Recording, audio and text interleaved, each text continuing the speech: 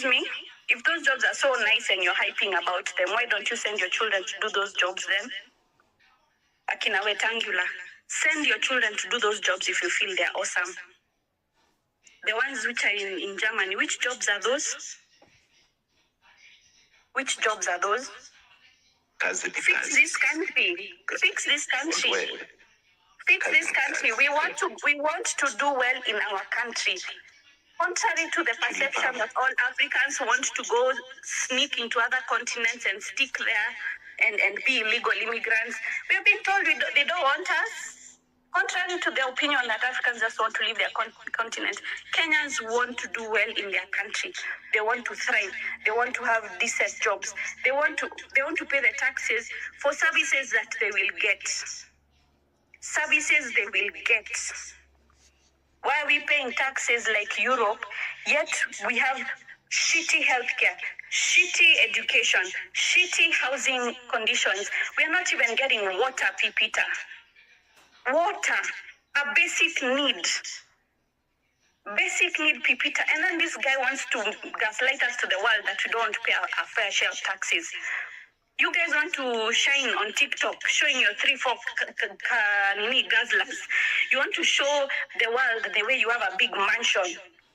Shame on that MP who had a big mansion in a place where people can barely make it in a week. These guys are just wicked, and they want us to talk. Tunaongelelea nini? We said talking stages for relationship. It's not for you guys know how to do better. You people are shameless, and you want to use the church, and you want to use Christianity. May the God of Abraham, Isaac, and Abednego, all of these characters in those Bibles, Chako Kikomotoni, all those tears that have cried, all the blood that has been shed, may it fall on you, your children, your grandchildren, 4 generations in. Because you are wicked. How you have sold us to the devil. You have sold us to modern slavery. You have sold us to neocolonialism. You have decided we shall never rise. Mark this. You people are not immortal. We will turn this country around and we'll fix it. And we'll make sure we'll not have any other political class member drag us to hell the way you people are dragging us to hell. We will make sure. If you feel like you're sacrificing too much, quit your job. Go back to your chicken farming. Go back to whatever it is you used to do in your day job. That guy who has a sports spacer, Rudy, back to that.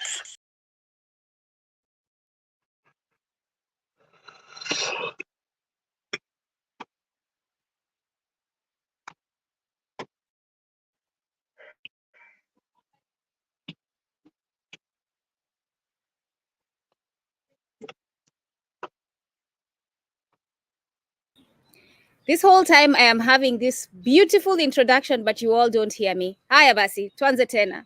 Karibuni, asanteni. The name is Nduku. Thank you so much, Karanja, for that. I have people who are looking out for me. Karibuni, asanteni. You're joining us in Kumbukeni today, on Kumbukeni today. I'm joined by my brothers and my sister, my fellow Kenyans. Today, I feel like I'm at home, even though I'm miles and miles away from home. So thank you so much, my brothers and my sister, for joining me today.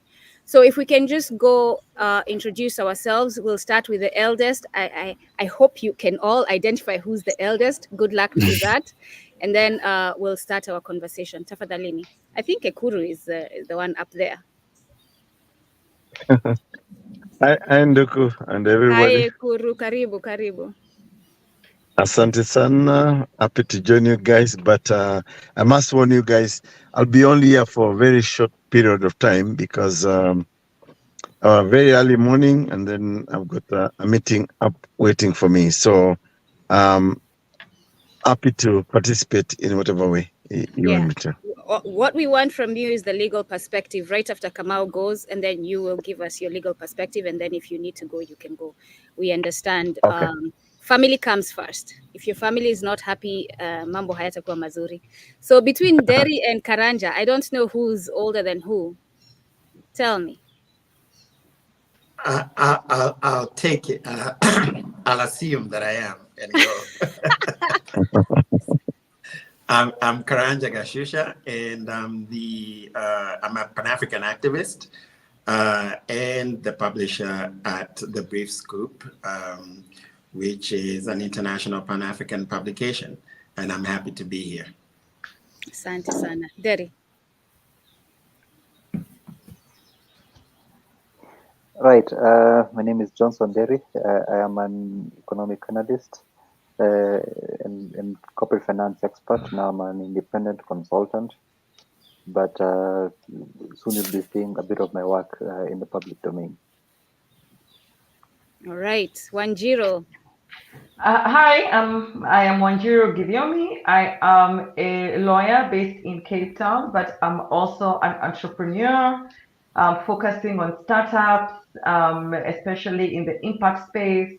And I'm also a dispute resolution practitioner, and I've been in South Africa for 30 years. Yes, Kamau. Hi everyone, my name is Kamau Maina. I am a Gen Z activist, revolutionary. I'm also a journalist and an entrepreneur here in Kenya. And thanks for the platform and looking forward to having an engaging conversation with you guys. Yeah. See, you say thanks for the platform, but the platform thanks you for bringing your voice. So because the Gen Zs are the ones who said enough is enough and they went into the streets risking their lives, we're going to start with Kamau. And the point of this conversation today is to hear directly from the Kenyans, not from Western media, not from any spinning media entities, not from any government media entities, not from any socialites who are involved with the government, but directly from the Kenyans who are actually directly involved. So Kamau, tell us, why is it that we have Gen Z on the streets? What is going on? Thank you, Nduku, for that. Before I say anything, I'd first like to offer my condolences to my fallen comrades, the families of my fallen comrades who died during the protest over the previous month. They were fighting for this country, and it's regrettable that the president actually called them criminals. It's very regrettable. The protest that and the disgruntlement that has been there in the country over the past few weeks has been, I think the finance bill was the catalyst behind like everything that happened, but there have been some underlying issues. It didn't happen in a vacuum. As a Kenyan youth in this country, as a Gen Z, and why this whole thing was about the Gen Z was because we've grown up with technology around us, and we've compared our country and other countries. We've compared Kenya with other European countries and other countries in probably America, and we've seen the level of the life that people live there, and we want the same for our country. We don't want the president to come and tell us that he's created jobs for us in Germany. No. We want to live here, we were born here, and we want to have opportunities here in this country. But the sad thing is, you find the government is all talk but no, all back but no back, especially the president. And a lot of us feel disgruntled and disillusioned by his government because we've seen there's in the government, there's wastage, there's corruption, there's looting, there's excessive arrogance from our leaders who are supposed to be our employees. We've actually given them a job, we've given them a mandate, but you find they speak to us arrogantly. They don't want to take our voices into account. They're saying that we've been paid by, I don't know, the Russians, we've been financed by the Illuminati. Someone even said, I'm like, come on. No one has paid us, and it just shows you the political class we have. They don't believe that somebody can do anything without getting paid. That you have to get paid for you to fight for your country. That's the mentality that the political ruling class has, and it's a shame. It's a shame to see that, because when we hit the streets over the past few weeks, what we were demanding is for the rejection of the finance bill, which actually happened, and it was a historic moment because for many reasons, good and bad. But I feel like we are in a good opportunity at the moment as a country, headed in the right direction, because we're asking for accountability. We're asking for accountability from our government. This government, when it came into power, said that it's going to be a bottom-up approach.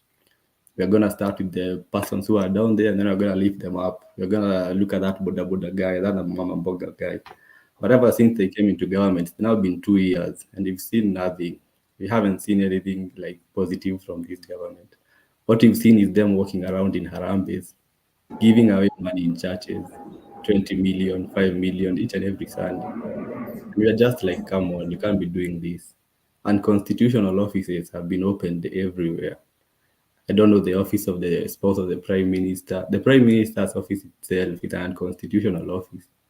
He's being paid from our pockets, and the citizens are the ones who are suffering. And you also find like the reason also where the Gen Zs also did this because of themselves, their children, also because of our parents. Because when you go back at home, you always hear our parents say, "Oh, this current government, life has become so tough." Yeah, but they can't do anything about it themselves. So we took it upon ourselves and we said, it's time to we reclaimed our country from these puppets of imperialists, because it's been, we are very young as the youth. We want opportunities here in our country. We want to have investments in like sports, art, entertainment, and other things that the youth are concerned about, even in culture. But if the government just telling us that you can go find jobs in the UK, go find jobs everywhere, no, you don't want that. You want to live here. And also, I think there's a lot. Let me speak about the bad leadership that we have in this country. I don't know if it's bad leadership, incompetence, but these people are very inept at what they do. We have a very inept government, and it's also very frustrating to hear some of our state officials saying that even the president, even in his last speech, he was still maintaining that Kenyans didn't understand the finance bill, that it was they didn't communicate it to us properly. Like, come on. There was a guy on Twitter who even came up with a finance bill GPT, which is an AI model which you can ask it any question that you want. It's going to give you about the finance bill. So I feel like we were even more educated about the bill itself rather than the president. And he has the audacity to come and lecture us and tell us, oh, you didn't understand the bill was going to be good, and such issues, such side shows. Incompetence in government, looting, corruption. This issue of corruption, it has been there since we were kids. I grew up hearing about corruption. I can't believe I'm talking about corruption. All my life I've grown up hearing, we're going to deal with corruption, we're going to deal with corruption. But you haven't seen anything tangible. No one has been arrested. You haven't seen anyone like be persecuted for stealing from the public coffers. Hospitals don't have medicines. We have very poor roads here in Kenya. The doctors were on strike just a couple of weeks ago, demanding salaries. And we also see like our MPs, the lavish lives they are living. They don't even go back to their constituents. They don't come back to the machinanics there and talk to us. They spend their whole life here in Nairobi. They're just here in the capital city, go hanging around, drinking, doing whatever. We see them on TikTok and we see what they do. And everywhere, they're just posting themselves, having a good time, enjoying themselves. And while we are struggling, it hasn't been, life isn't easy in Kenya at the moment.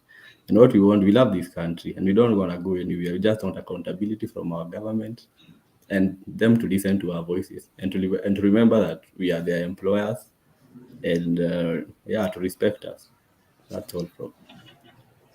Asante sana, Kamau. Ekuru, please give us that legal perspective. In most of the spaces we have been in on Twitter, they keep asking, how can we do this, right? They hear that they can call a president to step down, they can call members of parliament to step down, but everyone is asking, how do we go about that? So if you can please give us the legal perspective and anything you'd like to add about the state of Kenya. Tafadhali Ekuru Aukot. Okay, so for me, first of all, let's admit one thing, that we have a dead parliament, because in terms of recalling the president, ideally there ought to be like an impeachment process that goes on. But this impeachment cannot happen with the kind of parliament that William Ruto is controlling.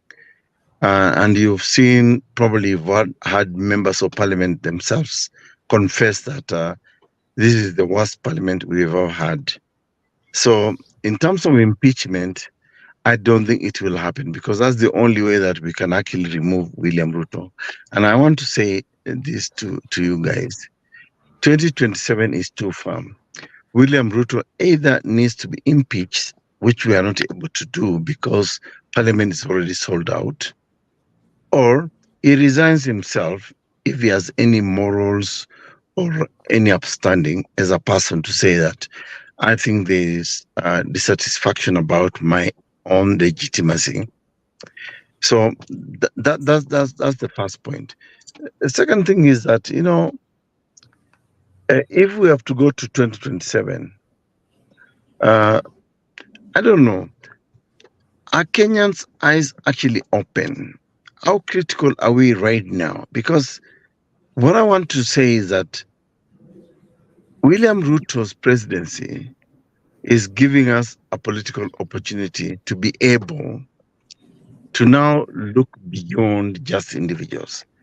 We need to begin to deconstruct who are the people we're actually entrusting with our public offices. Starting with William Ruto himself, then the cabinet secretaries. So if we can advance this conversation and sustain it, then maybe then we are able to say, okay, did we make a mistake? It's okay. Kenyans voted in 2022. But then after that, can we sustain this conversation? I mean, this person as a president? The question is no. And I think this is where we are right now as Kenyans. So I don't think we can rely on parliament. Parliament is a sold house. Before the finance bill 2024, I, for example, shared information where, a little bird whispered to me that each member of parliament was being paid 2 million to actually vote yes. But fortunately, the Gen Zs have done us a big job as a country. And therefore, I think the question now for us is, what is next for us as the people of Kenya? William Ruto, in my view, is a big mistake. He is actually a political opportunity, if you ask me. For some of us who voted for him, we are saying, okay, you are in government right now, but we are not going to just believe you just because we voted for you. So the political opportunity we have right now in Kenya is that we have exposed a guy who claims to be in charge of our country. So what next? That's the bigger question. So for you, I know you are a part of Punguza Mizigo, right? And I read it, and I was very happy to see some of the items you're proposing there. One of my favorite ones is a one-term presidency. I think it's a great way to get rid of a lot of problems that we currently have. Please speak a little before we lose you. Please speak a little bit about Punguza Mizigo and what is in there and how that looks like. Tafadhali. Duko, So, and after, just before Dr. Alcott speaks, I would like him to also address one thing. One issue we've been talking about in our working groups is he will not resign, and we cannot impeach him with the current parliament. But we, as you say, we have an opportunity to test our constitution and the laws that empower it. We've been talking about recalling our members of parliament potentially en masse so that we can shift the power base to have more control over parliament.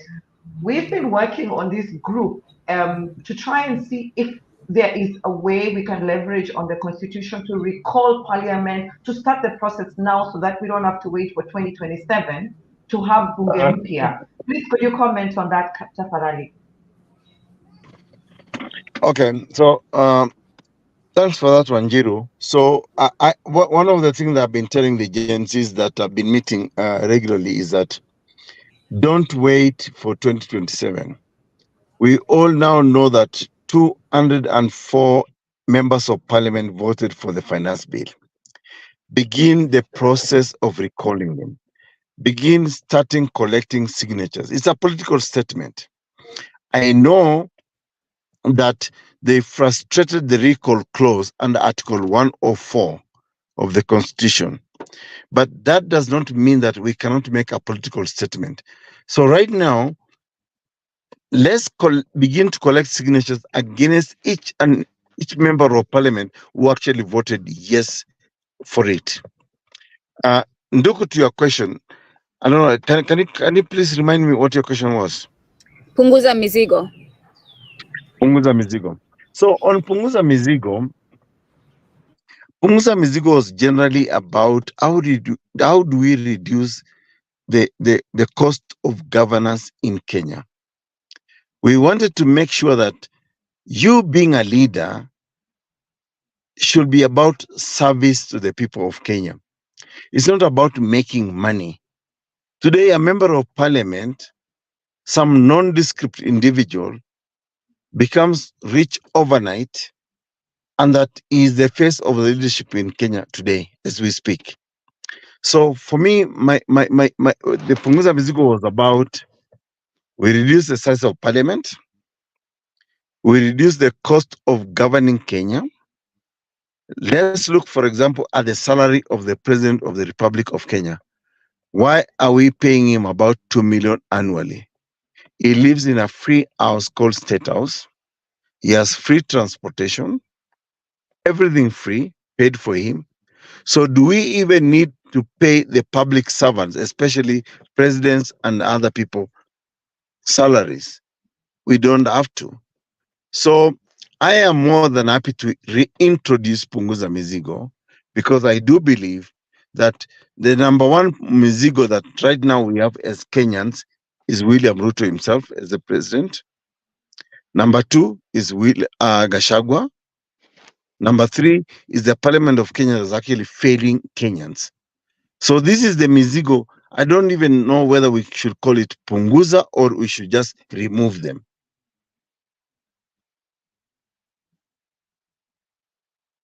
I agree with you. It's not Punguza. It's a whole overhaul of the situation. And I look forward to having you in the conversations, as Wanjiru said, in the working groups that we have. I think you'll be a great addition to that conversation. So look out for my messages to you, calling you for that platform. I apologize. I have to drive my family out. That's okay. That's okay. Thank you, Ekuru. Have a good night. Thanks. Bye. Bye. All right. Give me a second. Nderi, you're up next because economy is a big part of what we are doing. Please talk to us about the economy. What is the current state of the Kenyan economy? Why is the Kenyan economy the way it is, according to you? Nderi.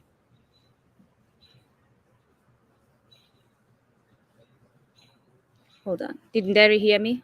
Is it delayed? Hold on, Nderi. Actually, hold on real quick, Nderi. Can you hear me? Well, yeah. Hold on, actually. I had said to myself, I'll have Wanjiru speak. Yes, I can hear you. Yeah, I had said to myself, I'll have Wanjiru speak between the men, and I forgot about that. So let's have Wanjiru go before you. No. That's my own standard, Wanjiru. So yeah, let's hear from Wanjiru first, please. You're muted. Okay, so I think I just want to highlight the consequences of a failing Kenya on the diaspora. So sometimes I get into spaces and we start talking as diaspora and we get shouted down as if we have no voice in complaining about a failing Kenya and offering our help. That's one. And then the second concern that I have is people assume that the grass is greener on the other side. Sometimes it is, sometimes it's not. And when Kenya works, I think it's better to build at home than to build outside. So as a diasporan person, I must say, I left home 30 years ago for exactly the reasons why the Gen Zs are complaining today. I was also a student activist, in my late teens. I have always been a person who is very strong, who has a very strong sense of social justice. But that time we were fighting Moi, and we did not have a constitution. So we could not express ourselves the way you Gen Zs, Kinamaina, you're doing right now. Until you are shouting, Ruto must go, and then you go and Angukia there with the police, and then Sijui what? But back then there was Nyayo House. No, Nyayo House. Nyayo House, you disappear. And then we didn't have these things, and we did not have the internet. So we could not mobilize. And everything we had was the Voice of Kenya, which we used to call Noise of Kenya. Communication was not there. So it was tough times. So but there are people like, I must say, I think Okuru Akwat was one of them, and Akina Gitobe Manyara, Akina Raila. I mean, there's so many activists. Activism has been transient over many years, from the days of Mau Mau. I mean, what we're seeing is just that it's just a new form of activism, and it's always been led by the youth.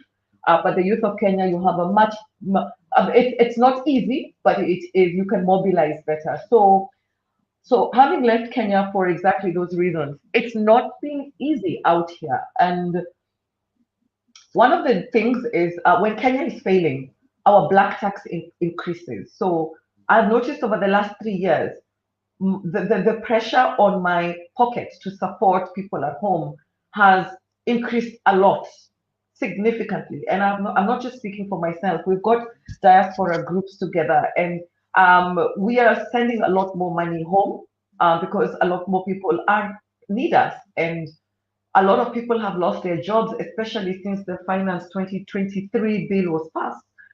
We found people who have lost jobs, and in African societies, when one person has a job, they're supporting another 5 people. So it cascades.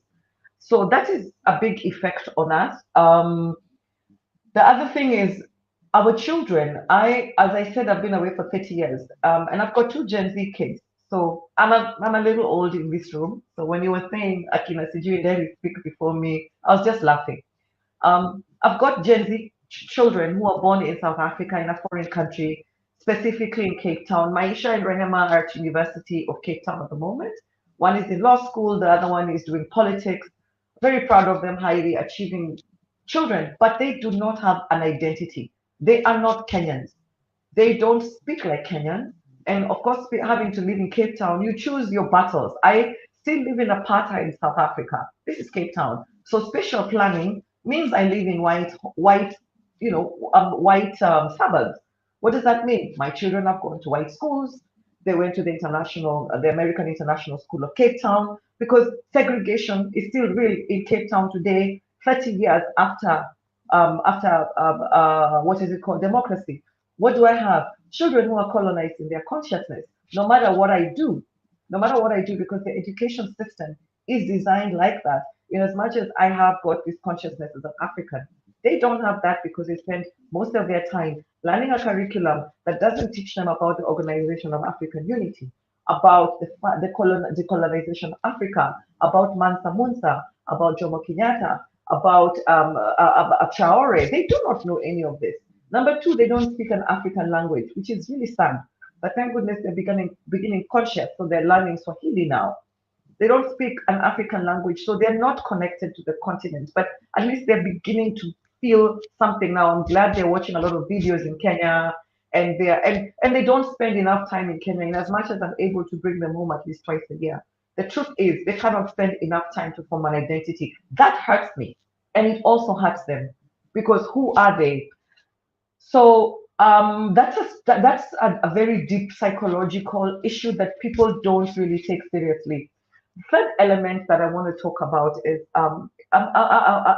in as much as that I'm an attorney by training, I'm also an entrepreneur at heart, and we do want to invest in Kenya, and I've made many attempts to invest in Kenya and lost money in millions, tens of millions, because when Kenya doesn't work and we want to invest in Kenya to create jobs, we cannot, because Kenya has created a system of many desperate people, and you cannot turn around. Your investments won't grow, and not because Kenyans are fundamentally dishonest. It is because the system has created a critical mass of such desperate people that you cannot build anything. So it's like we've created this vicious cycle of stuff that just doesn't work. And I know in Duku we've had many issues about capitalism or social entrepreneurship, and that's an argument for another day. But I do believe in using business principles to create value and create jobs, and that becomes impossible. And if I cannot invest in Kenya because the system is not works, it also makes it impossible for me to plan my retirement to come back home, because we don't want to live as foreigners in people's land forever. And that goes to my other point. In as much as we live in people's homes, ni kwa wenyewe tu bado. This is not home, and it will never be home. I will never speak Zulu or Xhosa or Afrikaans. I will always be the other, and the othering is still real. South Africa is very xenophobic. I'm grateful that I've never felt it, but it is fair for people to want their country to be theirs. That South Africans first, South Africa first. Yes, it's true. I've been able to create value for South Africans, and I'm grateful for that. But at my age, I do want to be able to speak Swahili and Kikuyu to my neighbor and borrow salt and bread and to my neighbor and say nipatie sabuni. You know, I miss that. I want to be able to come home, but right now I am an other, and I will always be an other. In as much as I have been embraced, this country, it's been great. I have loved my identity as as a Kenyan South African, but I want to go to Mount Kenya and face Mount Kenya and pray in Kikuyu, and it's just not the same. So all those things, when Kenya doesn't work, it does not allow us to create a space for us to come back home, and that also goes another cascading. As at my age, my parents are growing older now. I'm not able to spend 6 months, 1 year with my aging parents. My dad is chronically ill. My mom is old. I would like to be there for them the way they were there for me. I want to be able to nurse them. Apart from just sending money home through M-Pesa, there is something else, another calling for children to be able to stay, to be with their parents when they are aging, to say goodbye to them well, to take care of everything, to drive them to the clinic, to just help them at home. We cannot do that because we have to be where we can generate the revenue. So there's, and another thing, it just becomes a hostile place to immigrate. Now, this is something that I get beaten. Sometimes I get shut down in some of the conversations because we say, oh, why doesn't Kenya work like this? Why can't this work? Why is the public service not working? Why can't I get a passport on time? Why is the traffic not working? So I just want to put this in context. Sio maringo to konayo. People don't get it. We have lived in countries that work. Systems work. Services are offered because we pay taxes. So when we come with that expectation, it's not maringo. It becomes a very hostile place to live because we're used to those conveniences. So when we come and say, why doesn't this work? And we want to be part of the change, and I'm very passionate about the work that we're doing with you, Nduku, Karanja, and all this work that, this movement. And I'm so proud of the Kenyan youth, by the way. And I'm very much into this activism to help, usher a new era in Kenya by donating my skill and my money and my time to support anything that is going to help Kenya work. It's because I know that Kenya, we're not doing the best that we can do. We are not, we are greater than what we have settled for. And truly, for those of us in the diaspora, it is fair, and we are required to come and deserve and ask for better. So I think kwa hayo mafupi, I can go on and on. The list is long. But we are in this. We do want Kenya to work for Kenya, because when Kenya works for all its shareholders, all 54, 58 million of us,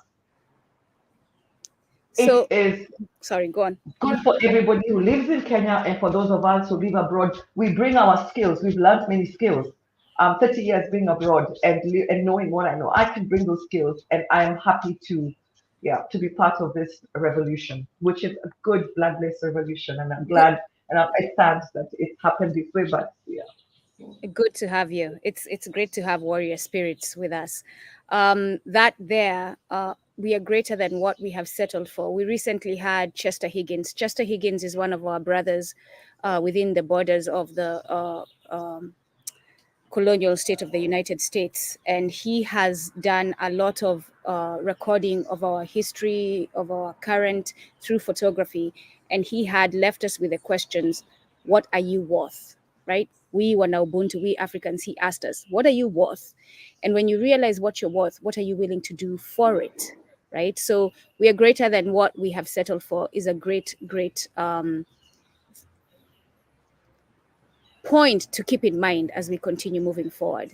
I'm going to say, as far as that reality of being abroad and wanting to go home, that is a very true challenge that we are facing right now. A lot of my friends, a lot of family, a lot of people Kenyans I have spoken to and other Africans who want to go back home, and some of them have tried, end up coming back saying it was so hard to make it there, that they ended up being broke despite the fact that they went with some money, because the cost of living is so high. And I put it in the chat. When I was home last year and I went to the grocery stores, I kept saying to my siblings, this is more expensive than it is in the US. This is more expensive than it is in the US, right? And their salaries are, it's not even half US salary. It's less than half US salary. And they're expected to afford the cost of living that the people who are getting paid much, much more in the US are living by. All right, we lost Nderi again. So Karanja, it appears that the ancestors want you to go before Nderi today. Karanja is my IMF brother, and let me clarify that, because Karanja would not like that confused. It doesn't mean that he works for the IMF. It means that he fights against the IMF. So let's be very clear about that, Karanja. Necessary. Oh, you know what? First of all, before you even go, I wanted to actually be very specific also in bringing you up. So one of the things Ruto said the other day during the press conference, because he's making us feel guilty for forcing him to take down the financial bill, right? And he's saying, oh, kwa sababu mmetuma this is me now exaggerating, excuse me. Kwa sababu mmetuma nitoe financial bill, these are the costs, these are the prices you're going to have to pay for it. One of the prices is privatization of parastatals, Kenyan parastatals, right? And come to find out, KICC that we all grew up with. That's where we used to go for our what's it called? Remind me again. Music festival, drama festival, right? Literature, the Kenya Literature Bureau. The Kenya Literature Bureau. That means whoever buys that, and by the way, when we talk about privatization, they're looking to sell these entities to foreign entities. So foreign entities will control how we express ourselves. We will not be in control of our narrative anymore if these entities are privatized. This is the risk, the true risk we're going through. National Oil Corporation, Kenya Seed Company Limited. That means GMOs will take full effect. If the Kenya Seed Company Limited is controlled by a private entity, we will not be able to preserve and share original seeds at all. Those are the risks. Kenya Pipeline, New Kenya Cooperative Creameries, our milk, Kenya Vehicle Manufacturers Limited, Rivertex East Africa Limited, and Numerical Machining Complex. Instead of building manufacturing companies within the government, we are now selling them. Please, Ndugu Karanja, make sense of this and talk about conditionalities of the IMF. There is no sense to be made out of this. By the way, some of the parastatals that are up for sale are some of the best performing parastatals. So that is not being done to benefit the parastatals or to benefit Kenyans. It's being done specifically because there's an investor in the name of BlackRock who is ready, willing, able, and available and to come in and take over these institutions for the sole purpose of turning them into profit-making institutions. And they have found that Africa is really good investments. The interest rates are really high, so anything that they lend as banks, they get massive returns in terms of repayment. So the Eurobond, for example, investment for banks. But then in addition to that, they then come and invest in our parastatals, in our organizations, in our corporations, and get massive returns, again, because of the high interest rates. And in addition to that, their profit margins are massive. Why? Because they use slave labor. Let's just call it what it is. When minimum wage in Kenya is about,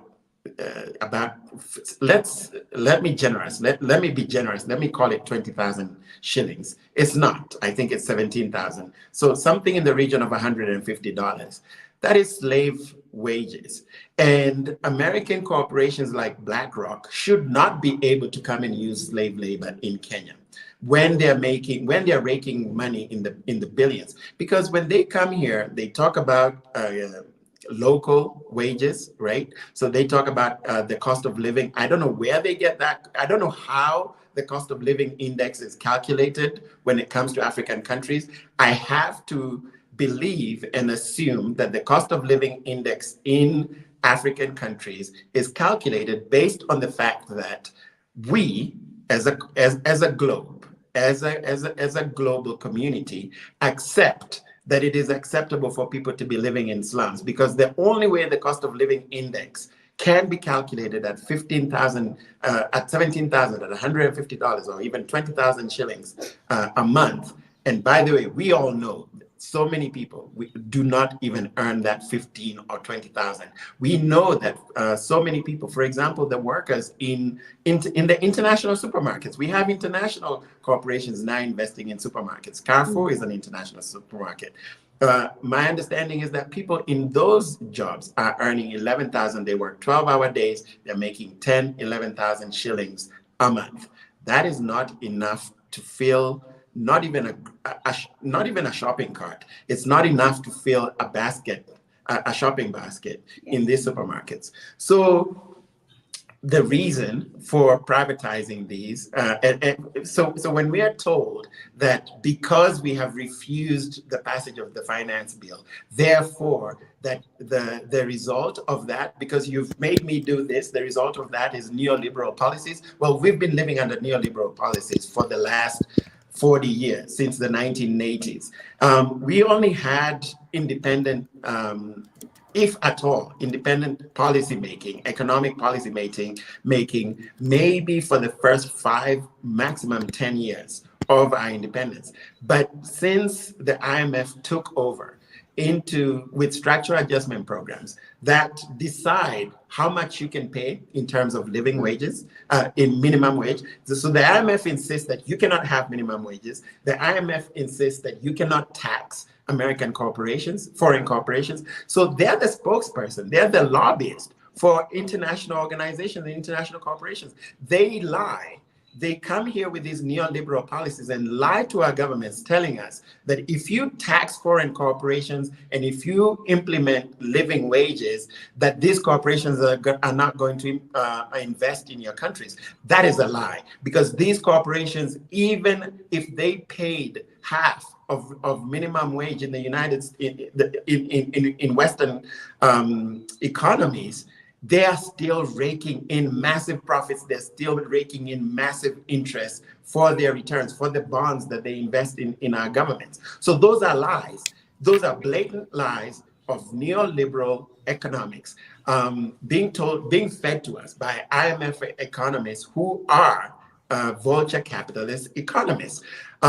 Economics, as taught in Western institutions, is not a science. It is an ideology. And it is very specifically a neoliberal vulture capitalist ideology that says that the only way to run an economy is to hand massive tax breaks to corporations, have slave labor, and have no regulation. Corporations must not be regulated. They must be allowed to do the best that only business can do, which is lies, because the claim is that business cannot be corrupt, or business is not corrupt, that business is efficient. Business can run more efficiently than government, but that is not a blanket statement. And there are many big corporations that do not run more efficiently. They are just as wasteful. They have more profits, and therefore they can afford to make a lot more mistakes, lose a lot more money, and still continue to be in business. And when it comes to international corporations, particularly American corporations, we, the taxpayers, bail them out constantly. So they're inefficient, they're constantly failing, and we are constantly propping them up. So the lie that business is efficient as a blanket statement is just that, a lie. The lie that business is not corrupt is also just that, a lie, because there is a lot of private enterprise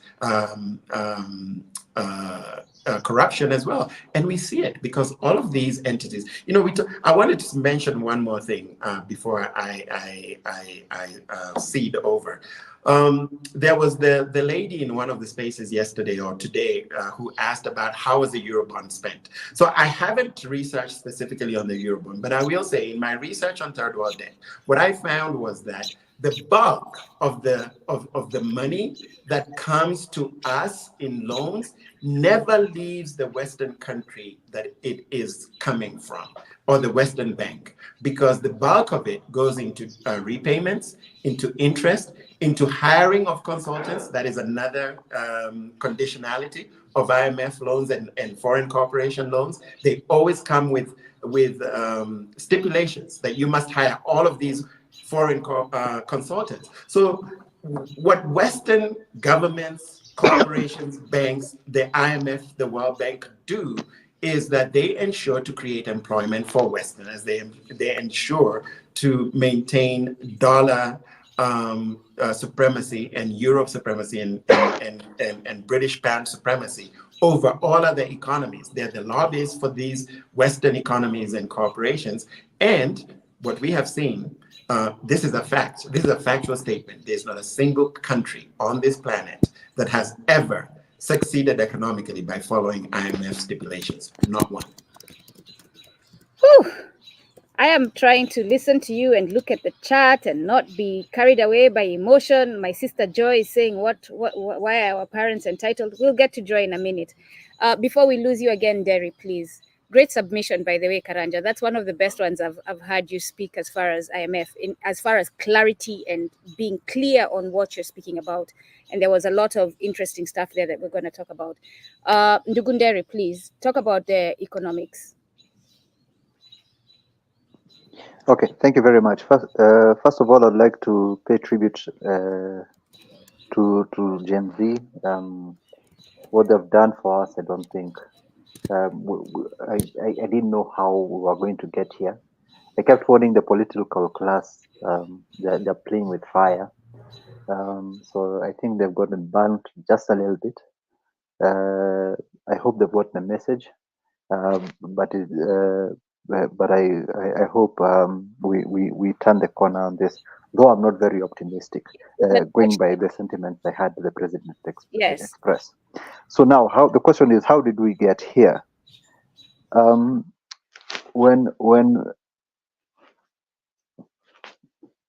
Sorry, let's go again. I was going to say it. Unfortunately, okay. I'd like to start to the point of how did we get here, because under Kibaki, I think things were going swimmingly well, especially his first term, generally his second term. Yes, go ahead.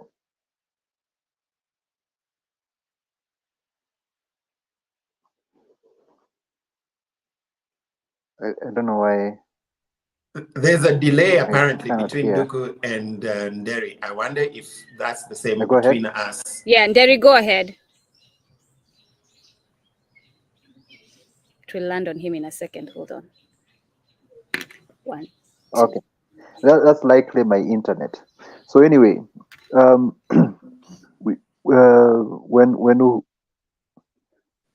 Uhuru came in,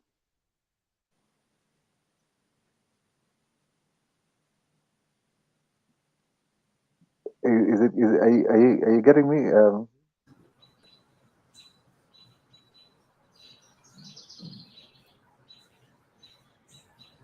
Hello. We can hear you, Nderi. Okay, let me go ahead. I've seen the chat.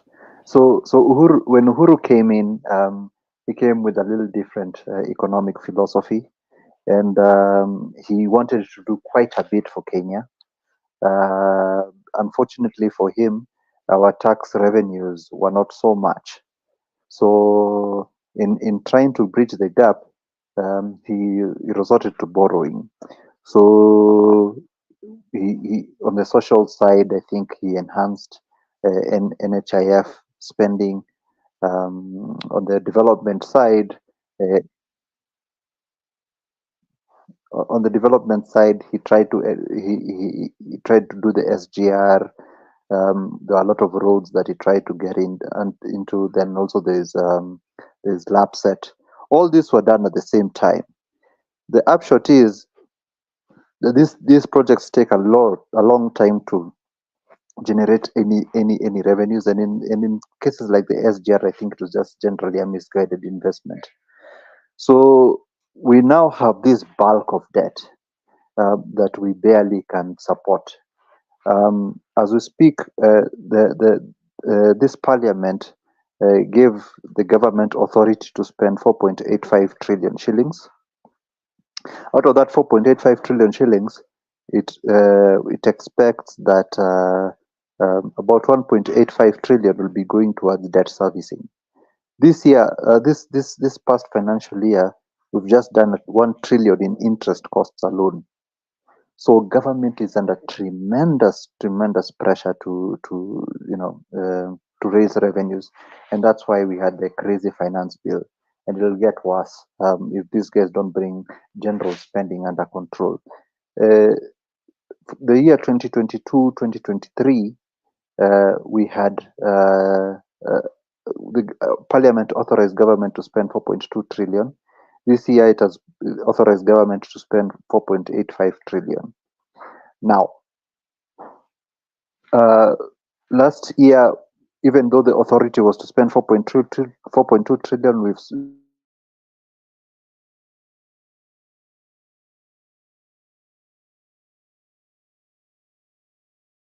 May our ancestors curse the internet and the white people who control it that we are not able to speak. May Dedan Kimathi arise and curse them all, the Facebooks and the Amazon. May they be struck by lightning. Anyway, let me come back to the real world. Now that I have Amina to that. I know, now that I have communed with my ancestors, let me come back to the real world. Hold on, there is coming back.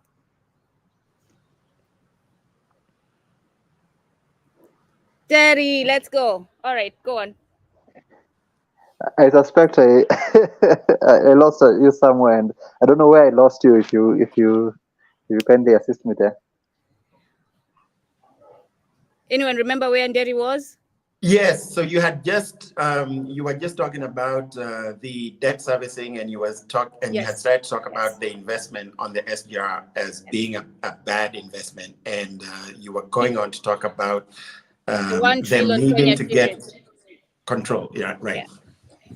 The pressure to generate revenue by the. I said yeah, debt service. The interest for last year was about 1 trillion, right? Yes.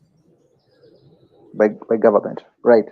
So last year, 2022-2023 financial year, as at May, we had done at least 3.2 trillion shillings in spending, out of which to fund, we'd only managed to collect about 2 trillion in tax revenues. A little bit more of that. I think another additional 100 billion in non-tax revenue, and then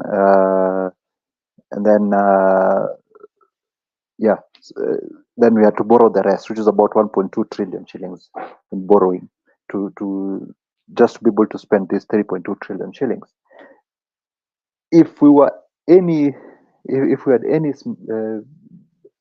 brains in parliament, I don't think we should be authorizing government to spend more than 3 trillion shillings at this point in time, because your spending is generally the one that is this deficit, the gap between your spending and what you're raising in tax revenue is what is fueling the debt. And therefore, and then, of course, part of it is because they want to live in opulence. The other part of it is they want to be the people's messiahs, being shown to, be spending money here and there. So there's a lot there's a lot of bad incentives that we've given this government with regards to, politicians love to spend. That's where the power comes from. Government loves to spend. That's where the power comes from. But also spending must be funded by taxes. Where it's not funded by taxes, you'll borrow, but that borrowing is only temporary. At some point, or sooner or later, you're going to have to put up the taxes to pay, and that's where the pressure is coming from.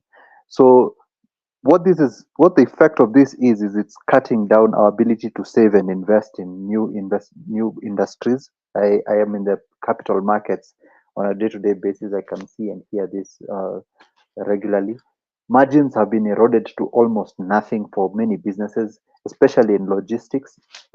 Some businesses are operating on negative margins. That means your cost of operation is higher than the revenues you're making from a margins perspective.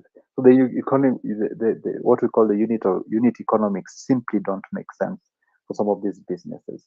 And that's why many businesses are shutting down and just leaving, because you cannot you're not making enough to pay to pay your raw material, your salaries, your other operational costs, and your debt finance costs. In some cases, like in logistics, even if you didn't have any borrowing, it might still not be enough to sustain the business. So it's quite bad. And I remember engaging some of my friends in the legislature, and I was asking them whether they are either stupid or mad, because it's one of those. You can't the rate at which these guys are killing businesses is just phenomenal. I was just looking at the statistics between 2022 and 2023.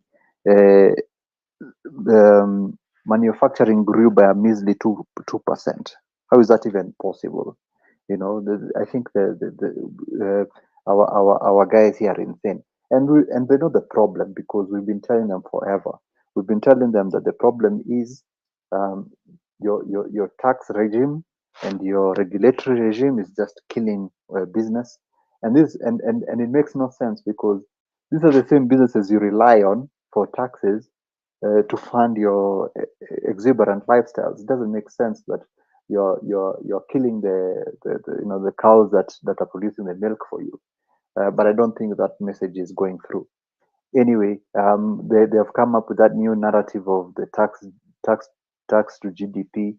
So the tax to GDP is low. Doesn't make sense to them. Why? I mean, they think that if the tax is X, I mean, if GDP is X, then they should be raising Y in taxes. Of course, they are paying no attention to the structure of the economy, where government is the biggest contributor of GDP. And if government is contributing so much of that GDP, then it cannot be a contributor to tax. The other thing is there was a bit of rebasement. So this rebasement has, I think, exaggerates the GDP, and therefore the tax to GDP argument then becomes more like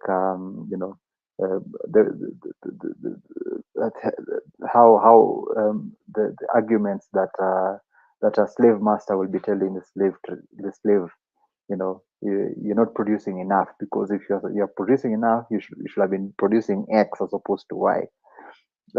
So they are grossly overstating the capacity of this economy to generate taxes along the parameters they're using. And on the other side, every time there is a tax rate, people can feel it. I mean, it's debilitating now. It's painful. It's business destroying. And how do you create employment when you're doing negative margins? Businesses have been taxed out of economic existence simply because of such dynamics. So this is what we are facing in the country. So the question is, where can the government cut? And this is where I think I will part ways with Karanja a bit. One of the places where we've been having a lot of hemorrhages is our parastatals. I think KBC alone has like 100 billion shillings in loans. Can you imagine a media house with 100 billion shillings? It makes no sense. In any case, most of us now are on different medium, so we really don't need them that much. Nobody watches them too much. So why are we accepting a business that is accumulating losses at that rate? KQ has accumulated more than 100 or 200 billion shillings in losses since it started making losses. I think that's unacceptable. SGR cannot even pay for its operating expenses, leave alone debt. I think it does about 17 or 18 billion, maybe 20 billion a year. think the peak has been 20 billion a year of its revenues. When you look at its management costs alone, I think we're paying the Chinese 2 billion a month. This is management costs. So already you're underwater 4 billion just from operations. Now the bloody thing costs at least, depending on who you're listening to, 400 to 1 trillion shillings, 400 billion shillings to 1 trillion shillings. I think I sympathize with somewhere in the middle, because the debt service costs for that company or have already consumed, I think, 350 billion shillings. And this 350 billion shillings is just government borrowing somewhere to pay for SGR costs to the Chinese, and we pay twice a year, I think, in January and in July. So it's crazy. The debt costs. I think the coupon payments, I'm told, are about 50 billion shillings a month. So that's typically we do about 150 billion to 200 billion. I'll need to check that number. But for argument's sake, let's just say somewhere there. Let's even say it's 150 billion. Out of that 150 billion we are raising, we're taking a third of the borrowing just to pay interest costs. It just makes no sense, and the lenders can sense. So that's why you're seeing long-term bond issues are failing, and short-term people are staying short-term only because banks, insurance companies, pension funds are required by law, and even fund managers are in some funds, they're required by law to invest in government securities. So government by law has channeled a lot of the securities towards itself. So what we are calling quote unquote savings really is just funding government spending, and that's not a real investment, because from where will the payments come from tomorrow when it's consuming everything today? So that's a very dangerous dynamic that the investment community today is facing. So I'll stop there. I think I've tried to pick here and there where how we got here and the current issues we're facing, and I'll try to touch a bit on some solutions. But I think let me stop there now, because I know that's quite a bit of information that I've given you, and then let others speak and see where we can move from here. Thank you. Thank you so much, Nderi. I was about to say, for those of you who had not picked up your notebook and your pen, please go ahead and do that. But for those of you who cannot reach a notebook and pen yet, I am encouraged and consoled by the fact that our sessions are recorded, so you can always listen to the recording and take notes later. There's a lot of information we're going to be sharing. Just want to remind everyone, thank you all, 107 on YouTube, 80 something on Twitter, for joining us today for this conversation. I would encourage you and ask you to go ahead and subscribe to our YouTube channel so that you can support this work. If Nduku is making an income on YouTube on Kumbukeni, then Nduku can dedicate more time to doing the research and to reaching out to guests who we can bring on to provide this information for you. This is just the reality of life. This is not about what's fame gaining. I'm not looking for followership. I'm looking for the resources, the revenue, so that we can support the work we are doing. I was going to say, Nderi, one thing that comes to mind before I go to Kamau and ask him this question is when you say that, and this is something I encourage all of us to do, critical analysis, critical thinking. When you hear something is a certain way, ask yourself several questions about it. So with the understanding of how cynical the West is, with the understanding that nothing is by mistake that I have, with the understanding that these systems of exploitation are intentionally manufactured, they're intentionally designed to keep us subjugated.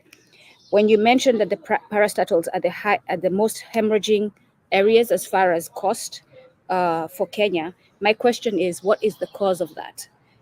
Is this manufactured by these foreign entities to justify privatization? And my answer, knowing what I know now and having read and having gone back, Kumbuka, to understand what has happened, who we were, and all that, I know almost for a fact, and what my due diligence then has to be is to go to do the research so that I can show the proof of this, the evidence, is that this is most definitely manufactured to justify privatization.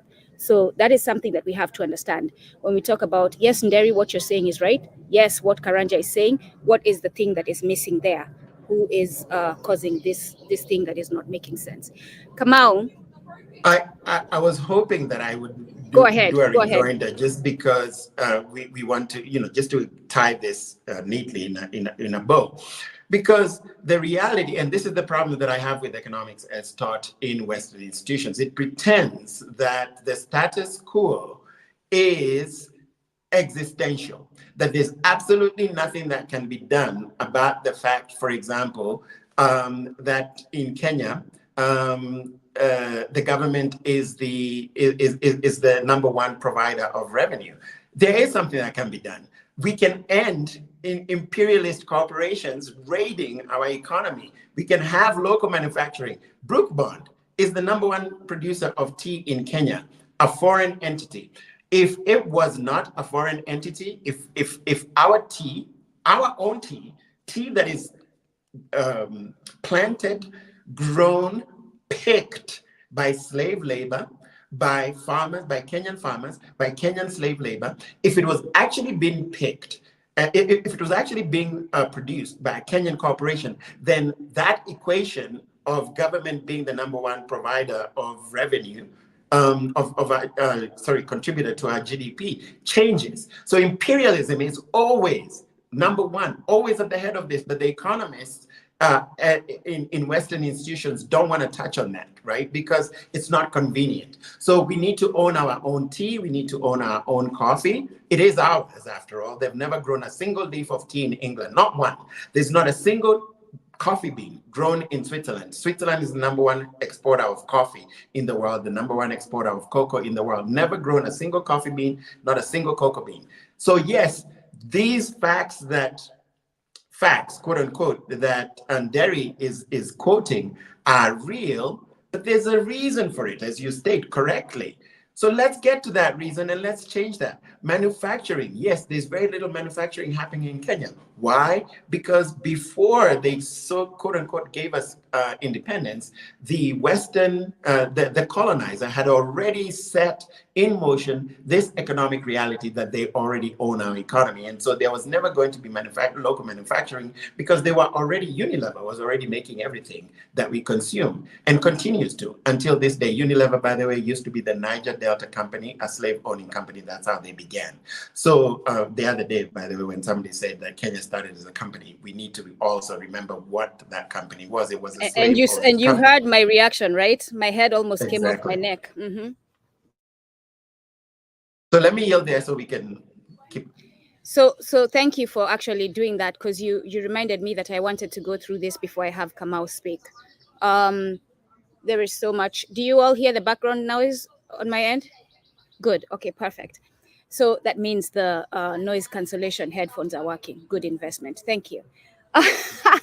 So when we talk about where money is being lost, I've been getting frustrated every time I see a tweet, every time I see a YouTube video showing how much money is going towards corruption. Like, we're talking billions. And every time it's revealed, it's billions. Just the fact that it's on B, that is unacceptable. So, for example, in Punguza Mizigo, they point out the money that goes towards Kenya Parliament. And I want to take us through this quickly. Kenya Parliament is currently running on Kenya shillings 42.5 billion. That means the salaries, the cars they're getting, whatever benefits that they're getting, those, when I see, oh my God, I'm not going to mention their names. Today I'm going to give grace. I won't mention your names. But you're on Instagram showing videos of you in first class. No government official should travel first class. None. No government official. This is me. This is now Nduku's opinion. No government official should be going to hospital outside of Kenya. Because if you're not going to hospitals in Kenya, you're not relating to the problems those hospitals are facing, right? No government official should have their children going to outside universities. If your children are going outside, you cannot relate to the issues that the universities in Kenya are going through. It is not to be mean. It is not to control you. It is to have a realistic system of governing. We cannot have officials who are detached from reality. And in order for you to be in reality, you have to exist in Kenya. Use the services in Kenya. Use the resources in Kenya so that your best interest can be to improve them. So 42.5 billion is going to Kenya Parliament. Punguza Mizigo is suggesting that they reduce these expenses to less than 5 billion a year. That means we save 37.5 billion a year.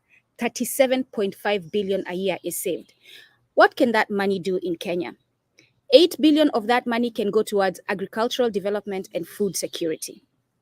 7 billion of that money can go towards education and skill development. 6.5 billion of that money can go towards healthcare improvement. 5 billion of that money can go towards clean water and sanitation. 4 billion of that money can go towards housing and infrastructure. 3 billion of that money can go towards renewable energy projects. 2 billion of that money can go towards defense and security. Just in those 7 items, we have solved a lot of the problems that Gen Zs are talking about today, with just cutting the salaries, the excessive salaries of parliamentary members of parliament. Just that. So this business of we can't solve it within Kenya, it is impossible, or taxation nonsense. No, the Gen Zs are saying, and I'm glad this is a segue to Kamau. I'm very glad. Gen Zs are saying we're done with your nonsense. Get out because you have failed us. Kamau. So people are saying that you are disconnected. Let me not call it disconnected. That you don't understand, and you is not you, Kamau Maina. It's Gen Z, that you don't understand the root cause of the state of Kenya today, that you want Ruto out, you want the government out, but you don't understand what is truly the problem. And when you get that, you don't have what happens next. Please talk to us about that criticism of the Gen Z. And then before Kamau, you get into that, I would also like to follow into to Duko's question. What is it that has tipped you over? Because Uhuru's government did exactly the same. Let us not, I think Uhuru is kind of being sanitized right now. And his administration was just as criminal as Ruto's government. Perhaps Ruto, took it to alikanyaga mafuta sana, alikuja sana. In Kikuyu walisema nerokire mono. What is it? What is it that tipped you guys over? Because we still had the issue of, because I've been supporting some young people at university. The help was a problem. Books were a problem. Unemployment is an issue. Some of the kids that I supported through university, 3 years later, no jobs unless I intervene. So I'm still trying to understand what was that thing that tipped everybody over. Okay. I'll start with Duku's question about the people feel like we don't understand. I feel like this is a condescending opinion. In a way, in a certain way, I feel people are trying like to demean the level of education that we have. And I feel this is a misrepresentation actually, because we find like most of the people on the streets over the past couple of weeks are, most of them, 80% of them, 70%, let's say they have gone to universities, they have degrees, most of them have graduated, but you find they don't have jobs. These people are learned. You can't say that like people don't understand that what has been going on. No, I feel like back when we were in high school, we used to do these set books. I don't know if you guys did set books. Any of you, we used to do these set books in our literature. So you'd find. You're talking about the book that was assigned for the year. You read it and then you write compositions and you analyze what was said. English, really, that kind of. The Animal Farm, Shamba la Wanyama, yes. Such books. So you find like the books that we used to read back when we were in high school, they were like books like Kigogo, Tumboli Siloshiba. And these books had a lot of revolutionary thought to them. And I don't know how the government even allowed this in the first place in our schools, but it kind of like, it was like they shot themselves in the foot. Quickly, Kamau, I hope I don't throw you off, but speaking of how the government allowed that, the other day there was a minister who went on to say, I think the Gen Zs are doing this because of the books they read. So my concern is they're going to ban them, but continue. Yeah, I think in the coming days we'll see a lot of censorship when it comes to that. But yeah, I think in those books that we used to read, there was a lot of revolutionary thought in them. The characters were based in poor gap.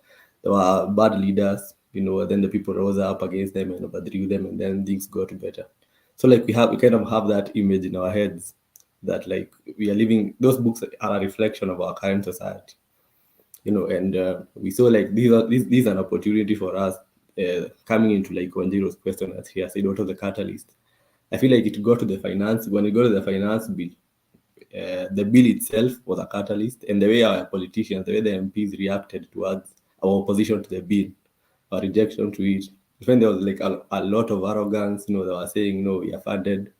We just come to the protest in Ubers, we eat KFC, and then we record on our iPhones, and then go back home. That kind of condescending thought that was around. People didn't think that we could pull it off. Also, myself. You were also called digital wankers by Yeah, David. you are at the point you are called digital workers. He said ni mnakaa tu kwa simu, kujeni kwa street. He dared you to come to the street. And for a long time, I think that was true. For a long time, for the Kenyan youth, the Gen Z movement, that was true in a certain way. But then all of a sudden, I don't know, even I was also surprised myself. I couldn't believe it that my generation had actually done it. That we'd actually like managed to organize ourselves. We are leaderless, tribeless, and fearless, but we managed to organize ourselves. We don't have any leader. The government is scrambling to arrest, abduct people. Are you the leader? Are you the leader? They can't find out who's organizing all these things because it's feel like it's an organic movement. It's a very organic movement, and most of us are aggrieved because we find we've gone to campus, we've gone to universities, but there's no jobs. You find like even the jobs that you get a job that you're being paid 8,000 per month. I know a friend of mine who's employed somewhere, he's paid 8,000 a month, 15,000 a month. Come on, you can't survive on 8,000 or 15,000 a month. You cannot. And you find like most people are tied to those jobs because they know that like the situation outside here. If you leave that 8,000 job, most probably you won't even find another job paying you that 8,000. So you find like most people are like, it just borders on slavery. You can't leave that job because if you leave the job, you're not gonna be able to pay your rent. You're not gonna be able to afford to live. And then we open our TVs, we go onto our phones, and then we see a politician over there. Some of the things they are saying, the lavish life they are living. Because like I don't know what's wrong with these people. I think there's a lot of scarcity mindset also in our politicians because they just want to show off. I don't know what's wrong with them. You find people are driving cars, even nominated senators, big cars, new models, this year 2024 models in Kenya. And the roads are so poor. You even wonder where are you going to drive that car.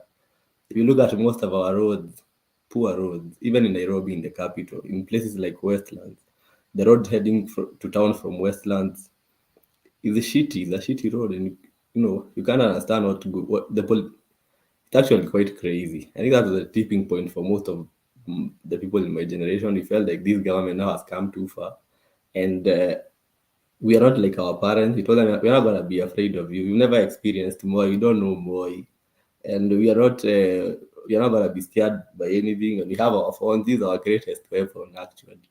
We always walk around with our phones. Our parents, growing up, they didn't want to see us around our phones, but I think it has actually helped us a lot. Majiro was saying that during back in your time, there was centralized places of information and communication. But right now, you find like you can get information. You don't need to have a Voice of Kenya or like listen to Citizen to know what's going on. If you're on Twitter, if you're on Instagram, if you're on TikTok, you're gonna know what is happening throughout the world, everywhere in the world, and you're gonna see how other places people are, the types of lives people are living in other parts of the world. And you hear politicians say, "Oh, we are better off than places like Tanzania, better off like places like Uganda." But no, we don't care about that competition between Tanzania and no. We wanna be better ourselves. We wanna like give us opportunities. Most of the youth you find out here are very hardworking people, but you'll find we don't have somewhere to near our energies. Most of the time, you're just spending at home on your phone. You're like just chilling with your friends most of the time because there are no jobs. You can't find a job anywhere. The only job the government wants to give you is like go to a mjengo job. We've introduced the housing levy, the housing fund. So like this affordable housing, you can go and work there. That's what the president is saying. Imagine, he's so disillusioned. I don't know if everything that if you hear him speak, he only speaks about like digital. I don't know, a digital hub. Every time he And must say and about a digital, exportation of labor. and exporting labor, taking us to do where to do whatever. It doesn't make sense. A couple of years ago, I don't know if it's last year actually, there was this scandal also that took place that also again, I don't know if you guys heard about it. There Yeah. was this center in the Finland scandal, the one that there were some students from Eldoret who were supposed to go to school in Finland, but the county government of the governor of I don't know if it was it Kericho or somewhere. The governor of Wasingishu ate their money, and There there was a was lady who got really popular. Yeah, speaking there up was to a lady who was really popular. There was also a Gen Z. That's where I think the whole Gen Z nini started back there from. Like people started seeing that we're gonna speak to these guys. We're gonna stand up for ourselves. They're gonna tell you, no, you're not supposed to do that. How can you promise people you're gonna you take money from them? Some of them have to sell their cows, have to sell their shambas. What kind of people are you? Come on. I don't have anything else to say. Whew. Thank you. Yeah, we lost Nderi, but if you have any questions for him, put them in the chat. Nderi is our economics expert. If you have any questions for him, and I will send them through WhatsApp, we'll get the response and I'll read the responses for you. And Karanja and Wanjiro and Kamau, I'm looking forward to you joining the working groups. So I'm going to be on you with that. The first question is, I joined the working group yesterday, but I have yet to receive an email. Umetuma emails ama bado, and I guess this one is for me. We're going to be sending the emails soon, but Karanja and Wanjiro, talk about the working groups, what we are doing there. Reach out to the Kenyans. Actually, I unmuted, but actually, I'd rather have Wanjiro go first because I think she's better organized in terms of her thoughts. But Yeah. I'll just say quickly that the working groups are simply our idea of being better organized in this movement. As we push for change, we have to ensure that the movement itself, survives, first of all. So that's job number one of the working groups. We need a working group that ensures the survival of the movement. And then after that, we need working groups for Kenyans to come together and discuss these issues. So for example, you see here, I discuss economics. John Derry discusses economics, Ekuru Alcott discusses governance. Wanjiro discusses both diaspora affairs as well as legal and entrepreneurship. And then I can see Kamau is passionate about a number of things as well. Governance, it sounds like economics as well.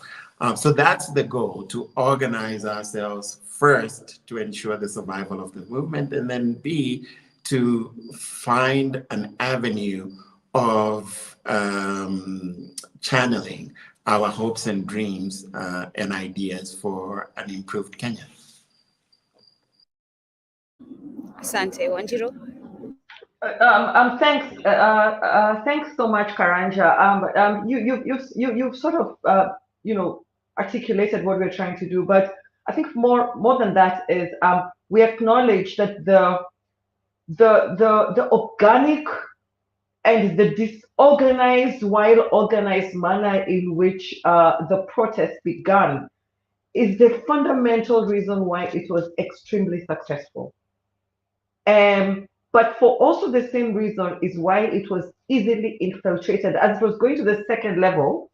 And when the powers that be realized that they were caught off guard, it was for that reason that it was quickly infiltrated by goons and bad behavior from the police. And then the fear factor put down, it sort of affected and it reduced the momentum of the movement. So we feel that as it remains leaderless, tribeless, and completely organic, as you go to war, a war still needs structure and it needs strategy. It does not need leaders. These young men and women have shown that the way they are fighting in 2024 is not how we fought in the 90s or the early 2000s. What they're doing is perfect. But any war does need a structure, and it needs a strategy, because all the skills that we have need to be mobilized to sustain the kind of things that we want to do. So, for example, we understand that Ruto is not good for country, and neither is his entire parliament. It's a putrid organization that is difficult to unroot with the current system that we have, because it's completely captured. So if we start talking about calling out the recalling the parliamentarians, that needs to go. If we've got 204 parliamentarians that voted yes for the finance bill, there is some thought process that needs to go into it, and some strategizing to make sure that all those 204 parliamentarians are recalled. How do we do it? We need to get signatures, 1 million signatures. How are we going to do it from the grassroots level to the national level to provincial? All that stuff needs a think tank of smart people to permeate and to penetrate, to be able to activate those parts of our constitution that will enable us to send this group packing in a constitutional manner, without taking our country into chaos.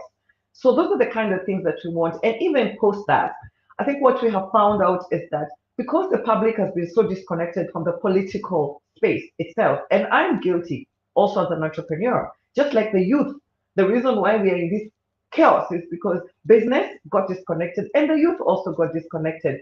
So now we wake up one morning, we've got this monster called Ruto and this monstrous parliament that has completely engulfed our country.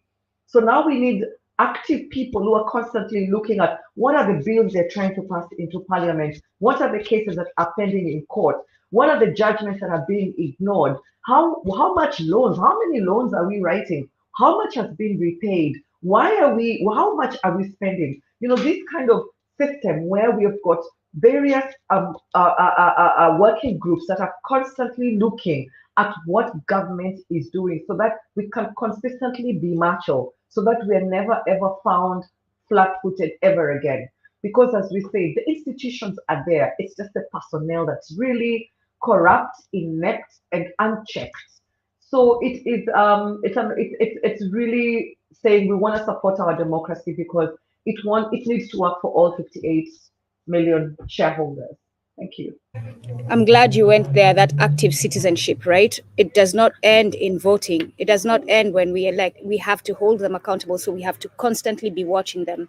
And this is what we're working on starting.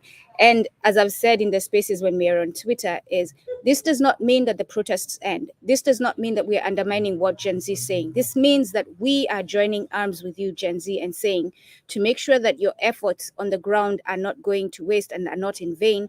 We're going to help with the skills that we have, build a structure that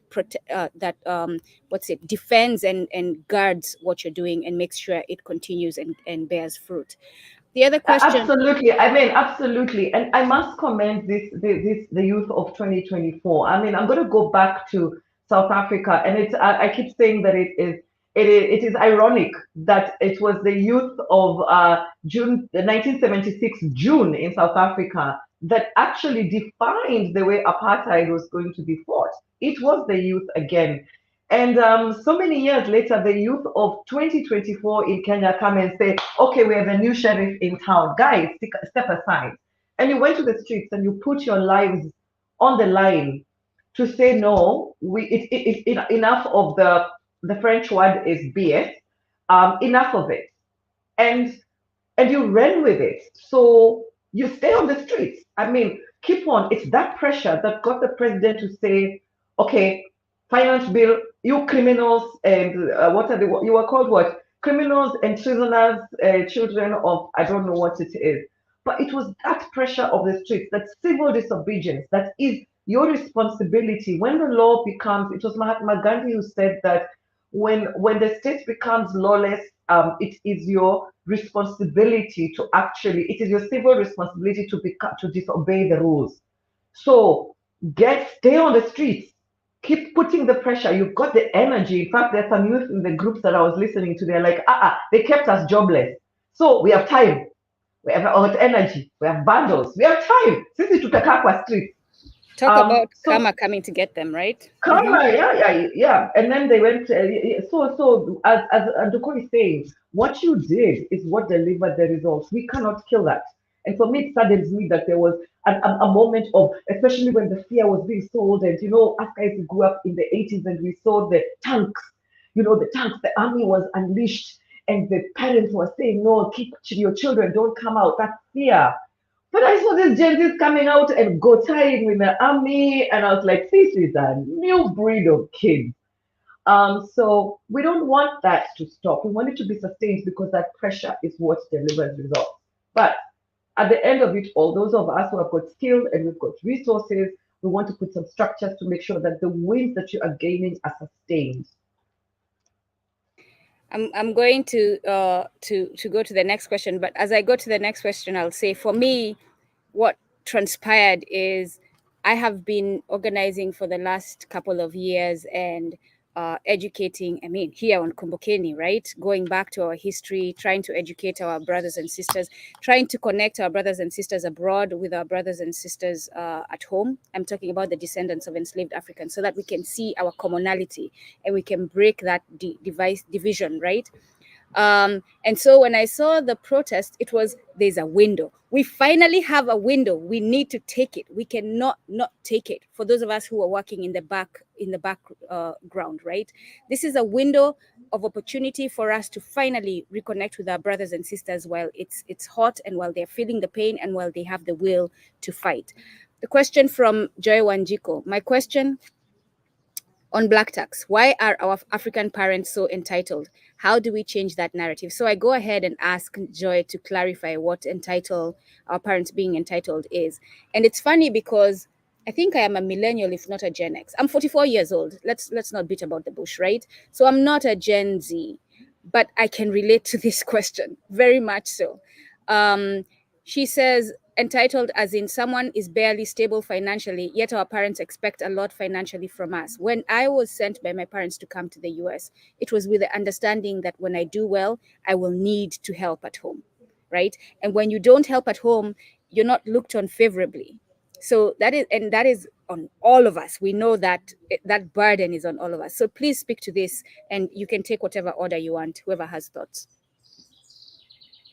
Sure, I want to speak to that because it does go back to, so I think earlier on, Wanjiro mentioned that it is not that Kenyans are fundamentally dishonest, that the environment at home is so difficult that it leads to lots of loss in investments. So right, because but she also took care to point out that even though it's so difficult to invest at home, even though it's so difficult to organize with entrepreneurship because of the situation, she pointed out that it's because of desperation. It's because people are desperate. So in the same, in that same token, there is this expectation to look after multiple family members, and if not family members, extended family or even friends and relatives of, but we all have family members. I don't think there's any of us that doesn't have family members that need our support. And the simple reality is that I don't think that I wouldn't use the word entitled. I wouldn't say that our relatives or our friends are entitled. I would say that the economic realities make it such that there just isn't enough. There just aren't enough employed people to support everyone. And therefore, those of us that have an income, whether it's locally in Kenya or overseas in the diaspora, there is this expectation that you're going to look after, you're going to be your neighbor's keeper. And it also goes back to the way that we have lived for millennia, because we as Africans, the way we have always lived is as my brother's keeper. So there's also an element of our traditional way of economics, is that we lived in collective economics. We lived in societies that are in communal communities and societies. We traditionally, and I think that this is only just now maybe changing, but there's still a strong element of it. As a man, traditionally you were expected to just build a house right next to your dad's house. You didn't like move out somewhere, far away, right? It's happening a bit more now where people are moving to the cities, but the bulk of the Kenyan population still lives in rural areas. We need to remember that. And so there's still that strong element. So we come from communal collective Culture. economics, right? And so there's that expectation to continue it. Now, the unfortunate thing is that we come from that, but we are living in a reality that is westernized and that is controlled by, and I cannot drop this. I will continue pushing this because it is not only my belief, it is also true. The fact that our economies are a reflection of what Western economies are, and they're heavily driven by Western corporations. We do not own anything. Unilever makes everything, absolutely everything we consume. That is a foreign corporation. That means that our economy is not owned by us. And as long as we do not own our economy, we are not in control of our economy. We are not in control of our destiny. And as long as we do not own our economy, we cannot own our democracy. As Fred, I always forget his name, the Zambian Membe, the Zambian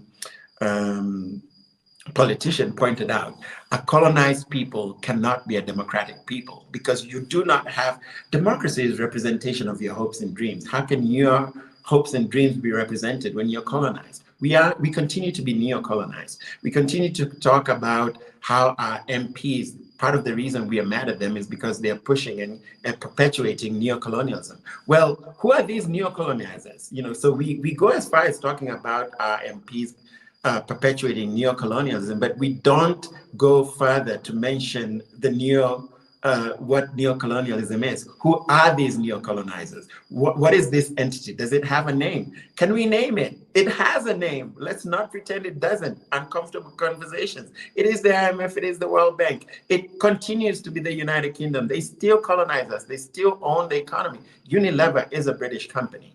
And what was the other one that I said? There were two.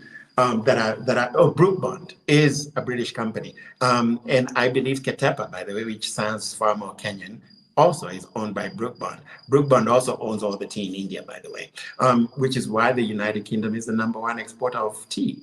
So these are the realities that lead to, so Kenyans aren't lazy, Kenyans aren't entitled, Kenyans aren't dishonest, but realities create people that are between two cultures and traditions that just don't have a direction. Yeah, and also part of hold on real quick, Wanjiru. Part of that is because we lost the rites of passage that always kept us connected with the different generations. We have lost that completely in our community. So each generation is existing by its own and cannot relate to the challenges that each of them is having. I think one of the things that Joy her perspective is for those youth, for those Gen Zs who have not gotten jobs, for those who are employed, then your parents, because they expect that return, that you caring for them because they're cared for, are looking at you sideways, right? And they're not even considering what is making you not get the job, but they're blaming you for not having the job. So I think that's the struggle that she's talking about, which then goes back to mental health, right? We've had a lot of Kenyans who are coming out. The lady Kamau you were talking about who went viral, she spoke of having to take depression medication. A lot of our youth are depressed. My own family, depressed, myself depressed, right? Even if I am in the United States, just the struggle, because your own people do not want to address the root cause of your situation. Your own people don't want to talk about this is the problem. They now start blaming you. So the sense of feeling a loss of control is just so dire that you end up shutting in a cocoon. And then that's where the Gen Z were, right? For a couple of years in the cocoon. And finally they were like, enough of that. Wanjiru, you were about to say something. So for me, so we've talked about, I'm not going to touch on the economic realities because Karanja, you've done a really good job at ventilating that. I'm just going to talk about a practical situation. So colonization, boom, comes completely messes up our family and economic setup. So I'm going to give you an example of my grandparents. My grandfather was a Mau Mau fighter. So 100% never at home, spent many years in and out of jail, completely brutalized. My grandmother, married under very brutal conditions, was also beaten because, of course, my grandfather was, projected all the violence on the family and Post-traumatic slave syndrome. Post-traumatic, exactly. So 9 children later, my mother is the firstborn with 9 siblings. So goes to school, wears her first shoes in high school. So, but she had to drop out of college because she needed to go to work to take care of her 9 siblings. Same thing with my dad, right? Another 8 siblings. Same scenario. They had to give up a lot to raise their siblings so they can help their moms.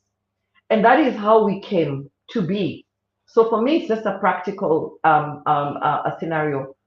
I now feel that there is also a responsibility for me to help, because without those sacrifices that my grandmother made and that my mother made and that my aunties made, I would never have seen the light of day. Probably I wouldn't even be alive. I would not have been exposed to the opportunities that I was exposed to. So for me, I do not see it as an entitlement by my parents. Thank goodness. For me, it is a responsibility that I wake up every morning and proud to actually do as much as I can to support wherever I can. So beyond obviously the financial, the economic realities of where we are at. Kamau. And I guess at this point, I might as well ask, let's give our closing thoughts. And then we're going to have, once we do our closing thoughts, we're going to have a minute of silence to honor our brothers and sisters who've lost their lives, and to offer support to those who are in hospitals all over Kenya, healing from injuries from the protests. So Kamau, let's start with you with your final thoughts and anything else that you had in mind to share, please. On the question that was asked about entitlement, I think it's as Karanja has said,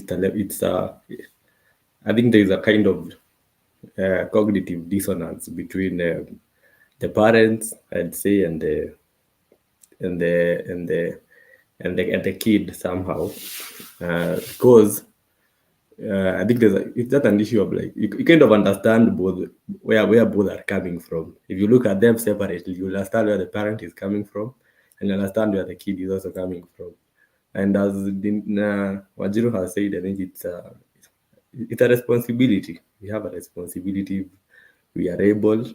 We have a responsibility to do our part, to give back to those who took care of us when we couldn't take care of ourselves. My final thoughts about the whole conversation we've had since we began. I'd first like to say that this is the first place, Kwanza, that I am talking. I've never spoken anywhere else in a panel.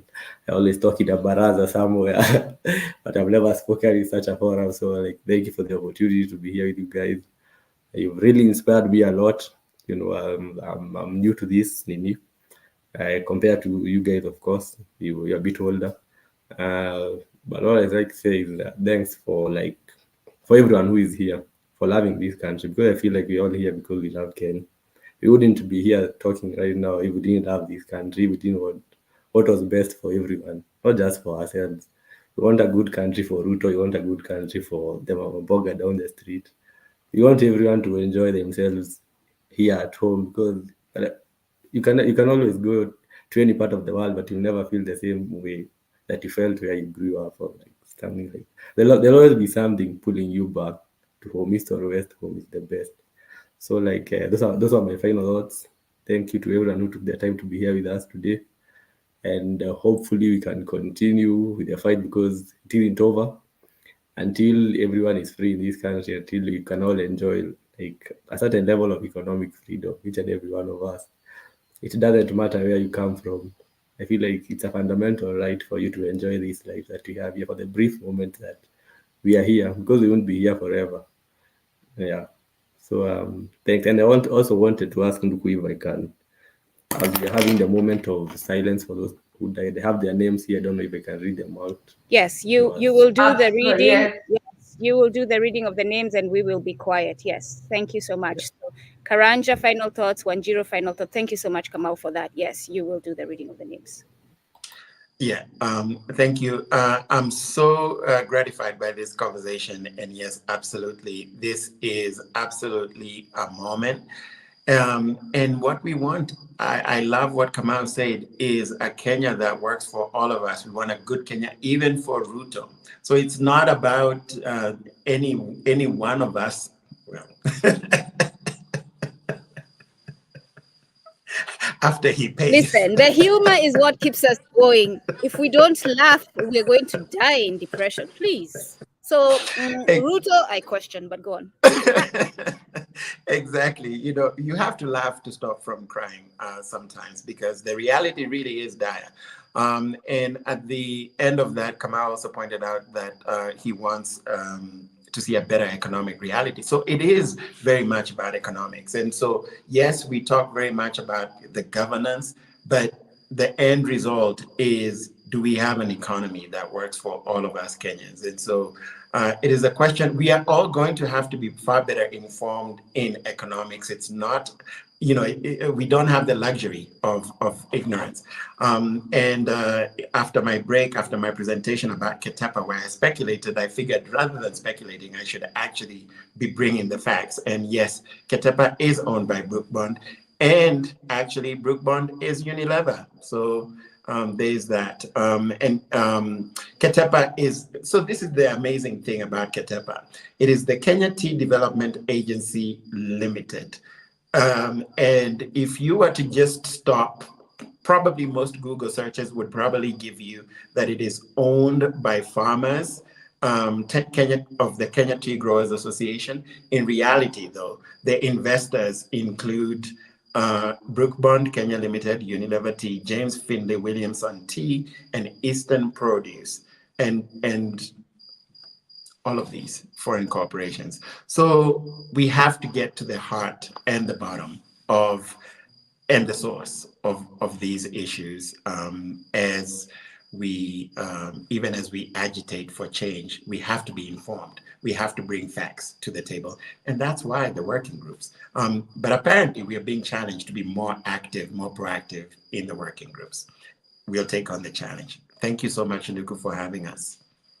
And we do appreciate the feedback that we've gotten from our fellow Kenyans as far as the working groups. So keep us on our toes, because we too must be held accountable. And you're reminding me, I'm not good at promoting Kumbukeni and promoting myself, because I'm so focused on doing the work, sometimes I forget. But we currently have t-shirts. Ignorance is not bliss. Ignorance will get you killed. I truly, whoever came up with that saying ignorance is bliss must be a white man. It's not even a white woman, must be a white man, because you being ignorant, you not being knowledgeable is what gets you killed, is what gets you exploited, is what gets you enslaved. So ignorance is not bliss. Ignorance will get you killed. Unfortunately, because of the vendors that YouTube uses, the price for the t-shirts is really high. I am sorry about that. So this is for those brothers and sisters who are cashing in. So please buy those t-shirts. If you want to buy them and give them as presents to our fellow brothers and sisters, wherever they may be, do that. Let's all wear it and remind each other that ignorance is not bliss. Ignorance will get you killed. Wanjiro. Hi, thank you, Nduko, again for for this space. You know, for a long time, by the way, I used to call her Kumbukeni until I realized her name is Nduko. So um, Kamau, as a representative of the youth of Kenya, you have done us so proud, so proud. You know, it's not yet Uhuru. It's not yet Uhuru. Our political and economic freedom is still pending. And we are looking forward to you with admiration and awe for taking that challenge. And the world is watching. It's watching. You have inspired the admiration of many people in the continent. speaking out of South Africa, I've gotten lots of calls to question me, what is the youth of Kenya on to dare do what you guys have done? So keep at it, because you're carrying the weight of an entire continent, and you're setting up an example. You started a fire, don't let it go. Please keep it going. We are supporting you in whatever we can. In the diaspora, we've got skills, we've got resources. We are watching closely. Kama ni harambe inafanywa, if it was money that needed to be sent, we sent it. Whether it is when people are asking sponsor ni nani, tuko wengi. So thank you guys. We are looking forward. We are keeping tabs, and congratulations, Youth of 2024. I want to thank the three of you for joining me. Like you all thank, and this is the Africanness in us, right? We realize that without you, there's no me. Without me, there's no you. So the thanking is like cyclical. It's like, okay, fine. Ubuntu. Right? Who's gonna say the last thank you? All right, we leave it to the ancestors to say the last thank you. So my takeaway today, and the two things that I want to add to Ruto must go. And by the way, they're trying to criminalize the hashtag Ruto must go. People, President, you're not a boss. President, you're there to serve. The people have chosen you, so the people can change their mind about choosing you. And no matter whether you criminalize No, that we've or already not, changed our minds, right? not Ken. We've already changed our minds. Like it is an innate right. You have no business judging how that goes. Anyway, two things. No privatization of national parastatals. We must stop that ASAP. We cannot allow for that to move forward. So for those of us on the ground and those of us online, no privatization of any more national parastatals. Cut of Kenyan parliament for salaries must be cut to at least under 5 billion, right? I would like to see it more than that, but we need that 37.5 billion to be allocated to all those other areas that I spoke about. Foreign interference, let's not forget, for those of you who and I call them Negropeans. I call them Negropeans because on their skin they look black and they look African, but they're living with white souls, right? Souls that believe in white supremacy, the false notion of white supremacy. Souls that think that white people are the best thing since sliced bread. So for those colonized minds in Africa, foreign interference is something that is very important for us to address, and let's not ignore it. So now we're going to move on to the moment of silence. We'll have Kamau read the names of our fallen brothers and sisters. And yes, let's honor that. And then we'll close from there. Asanteni. And by the way, Kamau, Karanja, Wanjiro, please stay back. Do not leave. Asanteni.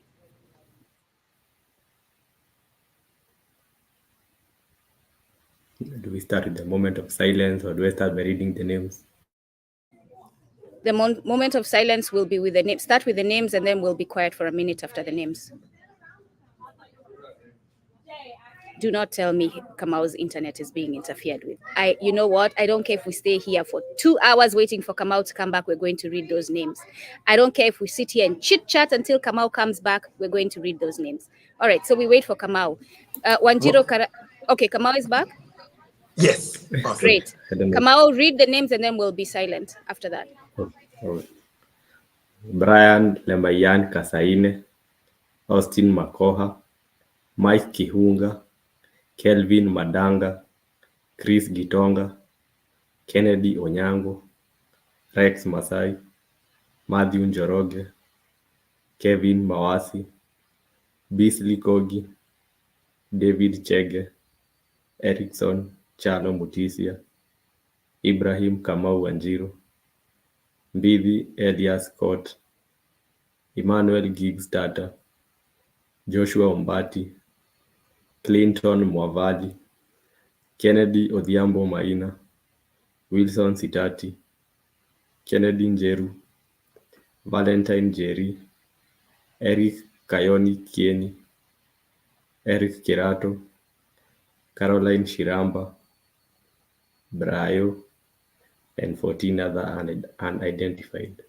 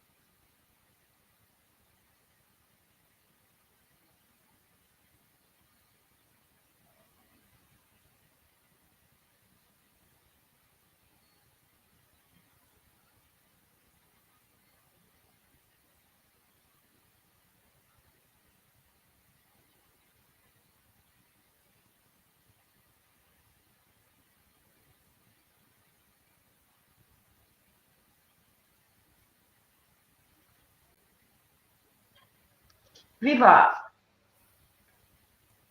Viva.